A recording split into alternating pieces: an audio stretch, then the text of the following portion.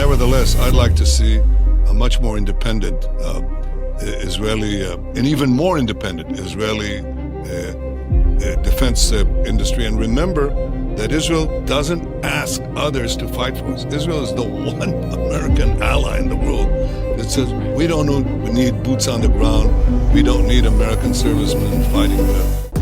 Ladies and gentlemen, welcome back to the Nissim Black Show. So beautiful to be with you in Shavua Tov. A good week to you, as we say after we get out of Shabbat.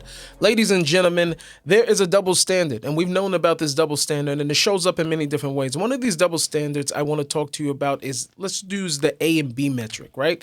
So generally, what we have been saying when we talk about things such as, follow the money, right? Look at where the money's coming from. This has been something that's been said by many people to either prove or disprove about whether one may be compromised about the things that they are actually saying on their platforms, right? So let's use this A and B system. Let's say A is the political pundit or whoever it is, podcaster or person, public figure, and then B is the funding, right? Usually what we do is we say that maybe it's quite possibly, that not in all cases, but maybe it might possibly, in most cases, A is being controlled by B because money is coming from B to A. And because that money is coming to A, then A may be compromised on what they can and cannot say or what they can do or cannot do, all because of the funding that's coming from B. And the reason why I say this is a double standard is because right now we have people speaking out of, both sides of their mouth. Specifically talking about Israel, right? So the issue has been Israel is controlling AIPAC, all these other people control, and we've gone through it on this channel. Many other people have easily proven that AIPAC is a fraction, small, tiny fraction compared to what other countries are doing in terms of lobbying and spending dollars, as one would say, being able to influence the United States. However, even in addition to that, the next issue has been people have been saying that the funding going to Israel is a major, major problem. Why is U.S. funding Israel? How could it be that we're sending all this money, $3.8 million, right? So I want to talk to you about this $3.8 billion that's flowing from the U.S. to Israel, all right? So if the U.S. is B and is sending money to A, then the question is who's controlling who? Can we say the same thing, that the, 100 and some odd $1 million is flown from AIPAC is actually controlling the United States if the United States is giving $3.8 billion to Israel in defense, even though the money's being spent inside of the United States or whatever? Listen, ladies and gentlemen, don't take my word for you. Prime Minister Netanyahu. Moments late, clearly running a country, so you're forgiven, but I'm glad you were, because this headline just dropped and I want to start the interview by asking for your reaction to it. It's on the Axios news site and it says, Scoop, Israel seeks 20-year military aid deal with US with America first tweaks. Is that correct? I don't know what they're talking about. My direction is the exact opposite. When I first became prime minister, in 1996, I went to the U.S. Congress, and we were receiving financial aid and military aid. And I said, the first thing is, we're going to build a high-tech, free market capitalist economy. We don't need the financial aid. Phase it out. And everybody gasped. How dare he, this young prime minister, eager for a PR title. He's giving up billions of dollars. And I was happy to do it, and I was right to do it. So we got rid of that. Now I want to make our arms industry independent, totally as independent as possible. So my direction is the exact opposite. I don't know who's talking for Israel. I do. So follow what I say, not what is put forward in some leaks. So what Prime Minister is saying here is that they rather do it the opposite way, right? Israel needs to become more independent. And the reason that we're seeing this is because nobody's turning a blind eye to what's going on in the United States, especially on the right. And so it's starting to look like, and it's become very clear, I guess I would say, to us that, no matter who's in the office in 2028, whether on the left or on the right, It's becoming increasingly popular in the United States to, defund Israel, for lack of a better term. And I think that this is a smart move by the Israeli government, and I think it's long overdue, because if anybody's just being honest with themselves and they've been watching the news and they've been seeing what's going on, the notion and the idea that Israel is actually controlling America is completely, it's preposterous. It just doesn't make sense in light of what we've been seeing. That are not true. So, Prime Minister, you think it's time to cut military aid entirely from the US? I think it's time to assure that Israel is independent. Understand that our military aid is like a fraction, a tiny, tiny, tiny fraction of what the U.S. spent in Afghanistan or spent in, in the Middle East. It's tiny. But, I think that we have a very strong economy. We have a very strong arms industry. And it's true that even though we get what we get, which we appreciate, 80% of that is spent in the United States. So 80% of that is spent in the United States, meaning that the $3.8 million is going, $3.8 billion, I'm sorry, dollars is going into Israel. It's being spent inside of the United States, right? It has to, 70% of it has to go back into, this is an American first, a line of credit basically that's going out to Israel. And it's so interesting that people are failing to realize that. Produces jobs in the United States. But nevertheless, I'd like to see a much more independent Israeli, and even more independent Israeli defense industry. And remember that Israel doesn't ask others to fight for us. Israel is the one American ally in the world that says, we don't need boots on the ground. We don't need American servicemen fighting, on the ground for Israel or around Israel. We're fine. We fight our own battles, but in doing so, we also serve important American interests, like preventing countries that chant death to America from having nuclear bombs to throw at America, and so on. So my direction is independence. My direction is not greater dependence. My direction is greater independence. And I'll probably have something to say about that very soon. What's a realistic timeline for that? Oh, I think we're already, we're already going there. In fact, this afternoon, I'm having a very important meeting exactly on this subject. How do we plan for the next 5 years and the next decade in making sure that Israel is as fully independent as possible? So that's the direction it's I don't know. So contrary to popular belief, we actually see here that Israel is making moves to make itself more independent.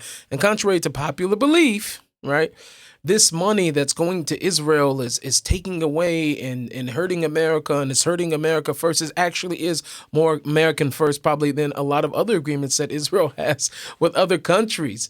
And the fact that 70% of that money, of that $3.8 billion is being spent inside of the U.S. and creating more jobs inside the U.S. And I think in order to silence a lot of the noise and to put, to rest a lot of this rhetoric, I think, and I honestly and strongly believe, right, that people don't realize, and I said this before, but it wasn't until I seen Laura Loomer write this on Twitter that it made me feel just even more. And I was saying this really from a spiritual standpoint, but the United States needs Israel more than Israel needs the United States. I'm going to say that again. I'm going to say it loud and clear, that the United States needs Israel much more than Israel needs the United States. And as much as I want to see my two countries, keep an alliance, I think it is beyond proper, especially right now in light of everything that's going on, for the U.S. to finally cut its aid to the United States or to Israel. I think it's perfectly within reason, and especially right now, for the United States to cut all military aid to Israel. And I'm going to go to Laura Loomer because I think she said it the best. So I have this tweet pulled up for Laura Loomer, and I'm going to read this for you guys because this is beyond important. So after spending this last week in Israel, along the Syrian border, I've reached a firm conclusion that Israel must end its dependence on U.S. aid, and the U.S. must end all aid to Israel. I agree with her.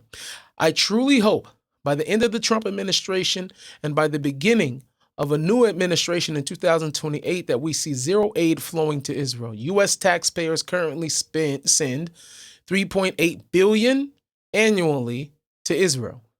And in return, we get roughly $48 billion back through defense contracts, pharmaceuticals, and technology, right? So that is not a clear number of money. However, what it is that in terms of resources, the things that you get back is around $48 billion, you guys, $48 billion, okay? The math is clear, says Laura. But the military aid itself serves as golden handcuffs on Israel. And is a constant source of agitation for Americans that has manifested into a distraction from domestic policy, even though our investment directly serves the interests of the United States of America, national security through counterterrorism and shared intelligence in the Middle East. That means that there's a need for Israel. There's a need for them not only from the resources that we're gaining, the $48 billion the U.S. is gaining from them, but what about the intelligence? The people that in the Middle East that do not like Israel also do not like the United States, contrary to failed belief, right? True American first policy means we stop dictating to sovereign nation how to run its government and military, and that we stop telling Israel how to respond to Iran, Hamas, and Hezbollah. Cut the U.S. aid, and Israel becomes fully sovereign. America first means we don't tell other countries how to govern or how to neutralize threats. America first means we don't get to tell Israel not to eradicate Hamas or not to bomb nuclear facilities. It means that we don't get to tell Mossad not to kill the Ayatollah when he's hiding in a bunker. America first means the U.S. no longer gets to dictate to Israel how they manage their nuclear arsenal.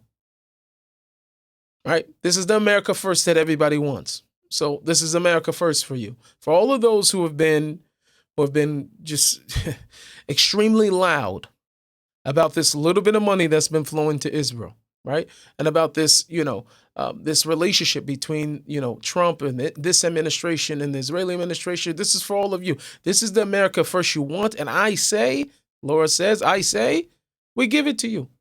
America first means liberation from being a global babysitter. We stay out of everybody's business in the U.S.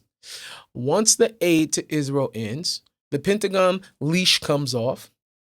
Israel's wars become Israel's wars. We lose the leverage to urge restraint on bombing Iran and eradicating Hamas. We lose the ability to tell Israel not to enter Gaza. We lose the ability to tell Israel not to neutralize Hezbollah. Yes, we'll forfeit that $48 billion return on our $3.8 billion investment, but Americans will no longer have a scapegoat to blame for every domestic problem. In the end, it's a win-win. I had an incredible week in Israel, and I am eternally grateful for my travels across the Holy Land, including trips to the very edge of the Gaza border and Syrian border, both of which have been ravaged by Islamic terrorism and war. And after meeting with victims of the Islamic terrorism survivors of October 7th, who defended their kibbutz from a Hamas ambush on October 7th, members of the IDF who are struggling with severe PTSD, parents of children who were murdered in airstrikes by Hezbollah in the Golan Heights, members of the Knesset, and family members of the victims of Abu Muhammad al-Julani's Islamic violence against religious minorities in southern Syria. My biggest takeaway from my trip abroad this week is clear. Let's end all aid to the U.S., from the U.S. aid to Israel. And honestly, I couldn't have said it better myself. I think that we are in a time where we are not realizing what we're up against. We're not realizing the fight. We're not realizing the battle. And I think that, it's been those of us who are people of faith, people of principle, people who are after what God wants, realizes that the connection between the United States and the connection between Israel is really a spiritual connection. That's really what it is. It's a spiritual connection. There are the lovers, what we call the Ohave Yisrael, the lovers of the Jewish people. I would say by and large, are primarily in the United States, mostly evangelicals, mostly Christians, right, who've given their life to God in some type of way, that realize from reading the Bible the importance of blessing the nation and standing with the nation of Israel. So that spiritual component is there, and it will always be there. But I think for those that are spiritually connected to this alliance, I think that all of us in our best interest will be for Israel to be even more independent without the U.S. aid, and that, the sovereignty of Israel would be able to be spread over Judea and Samaria, the West Bank. Why would we not do that? Why would we not take land that is officially Israeli land? This is the ancient biblical land, the heartland of the Bible, Judea and Samaria. And they can't because the U.S. administration tells Israel they're not allowed to, right? And not only that is the biblical land, not only does it have so much significance to Israel spiritually, it has every significance in terms of security. That land means so much to the security of Israel. Jerusalem, Tel Aviv, Central Israel, like it really is insane to think that Israel can't do what's best for its own sovereignty. And so anybody telling me that Israel is controlling the U.S., I think it's a farce. I think it is a farce. And I think it isn't going to be until there is no longer any aid flowing to Israel and Israel is completely independent, then I think people would understand. I love to hear what you guys all have to say about this. Make sure you leave a comment, like, subscribe, share this video, and I'll see you guys on the next video. I just want to let you know that we have launched Nissim Black Store. All you have to do is go online, order yourself one of these amazing mugs, God is King, with a matching t-shirt.